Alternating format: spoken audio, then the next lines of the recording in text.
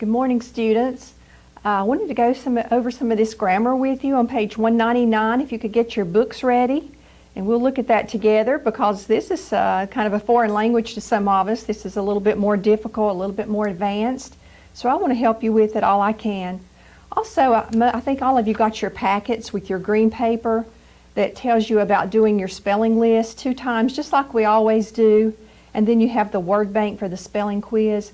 In your literature, there's also an information about reading the story Kluchman Rock, and then there's a quiz on that. And then there's 3 definitions that I need you to put on this green paper, just send it back. And then we have a poem by Robert Frost I want you to look at and answer the questions with that. For our grammar this week, it starts on page 199, and we see on page 199 the words in blue. Remember, words in blue tell what to do. So you'll have to read that before you try to do these exercises. They're pretty advanced. Notice the directions on page 199. It says underline prepositional phrases used as adverbs. Put parentheses around infinitive phrases used as adverbs. Draw arrows from the phrases to the words they modify.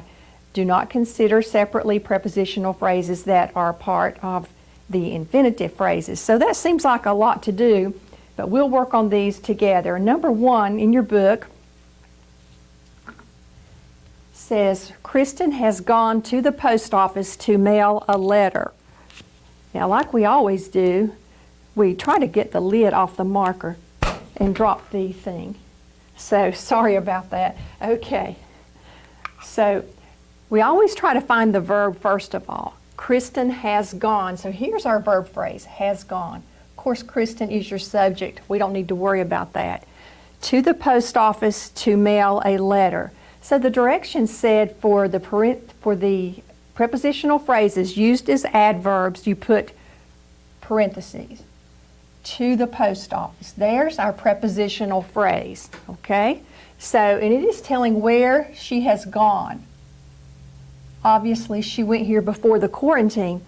And then we see Kristen has gone to the post office to mail a letter. You might say, wow, that's great, to mail, another preposition. However, this one is acting all verbally. To mail a letter. I'm going to put brackets. I think your book said to put parentheses. To mail a letter. This is to with the verb mail. To mail. They're actually doing something. So this would be an infinitive, not a preposition this time. And it's going to also modify has gone. Okay, now number 2, let's look at this one together. To arrive at the airport on time, we should leave by 12:30. Now we're looking for things that are acting all verbally. To arrive.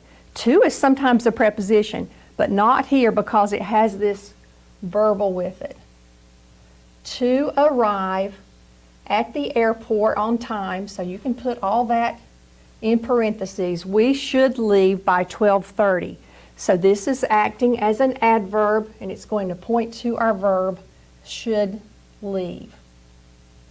Now you see another preposition, by 12:30, but your book said you could just disregard, or that does tell when, so we can go ahead and we'll just put it in parentheses, and it also tells when they should leave. Now here's one that you can disregard. To arrive at the airport on time.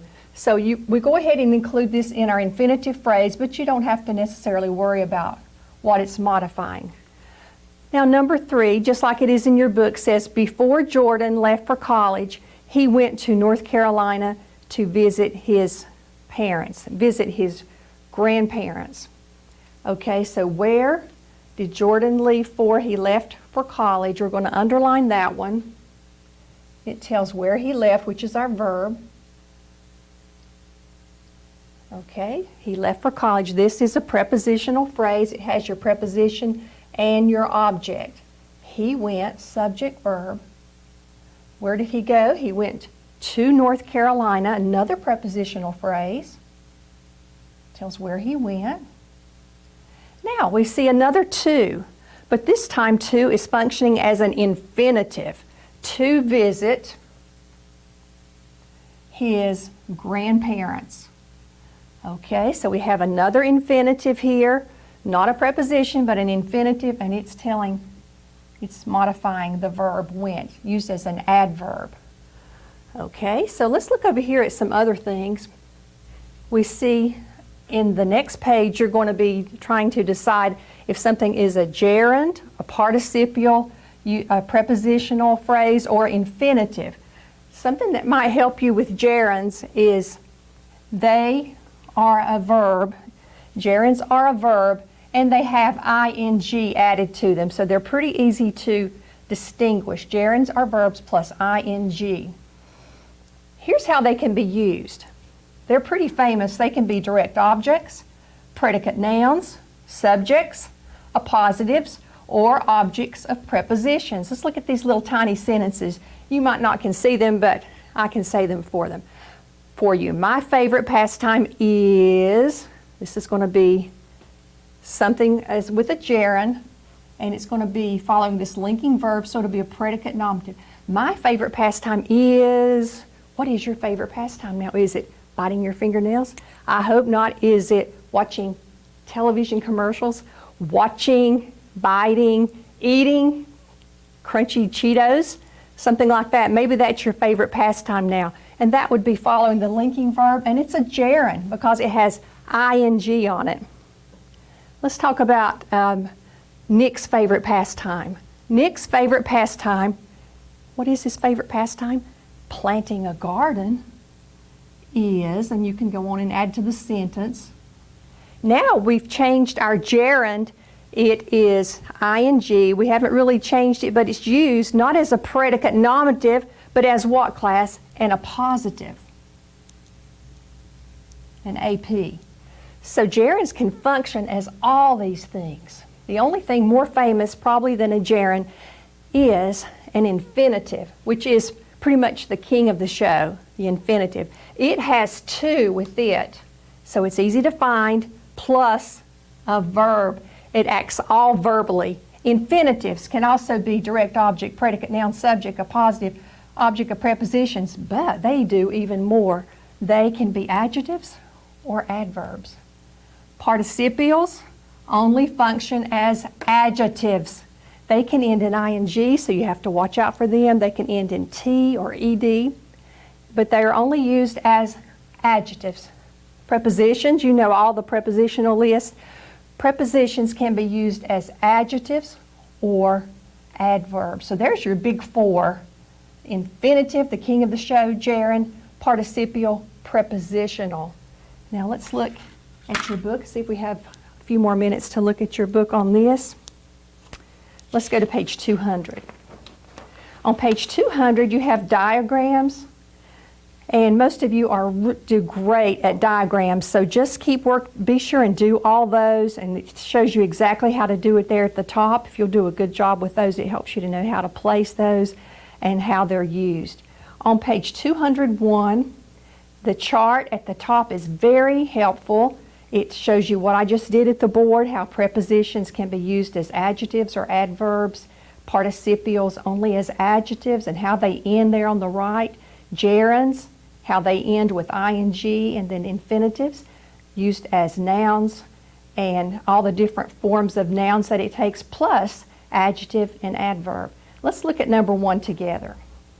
The computer has become a vital part of the everyday lives of the people of society. Now this is nice because they have put in italics what you need to think about, of the everyday lives.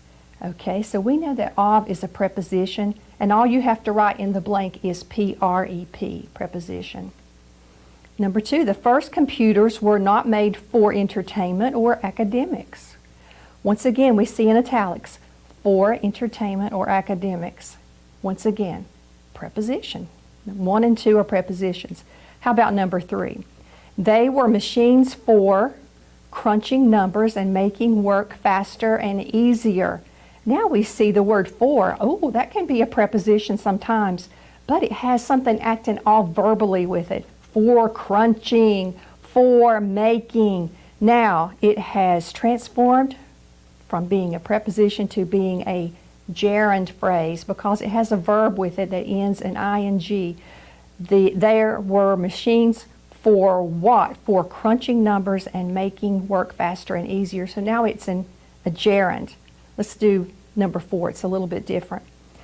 In 1801, Joseph Jacquard of France invented a mechanical loom to weave designs based on wooden cards with holes punched in them. In italics, to weave designs. Yay, you know what that is. To weave has the word to in front of it. So that is the king infinitive. And all you have to put in the blank is INF. Well, I hope that helps you a little bit.